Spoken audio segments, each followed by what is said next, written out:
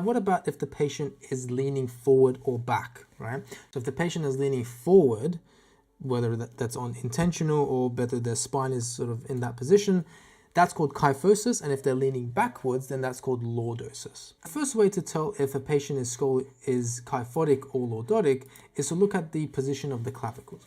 Generally, in a well-positioned X-ray, you should see about 2 to 3 posterior ribs above the clavicles. If, however, the clavicle is really high, and it's almost covering the top of the apices, or even worse, it's sort of up here, it's completely above the lungs itself, that is indicating that the patient is being lordotic, aka leaning backward. So when that happens, we say lordosis or lordotic.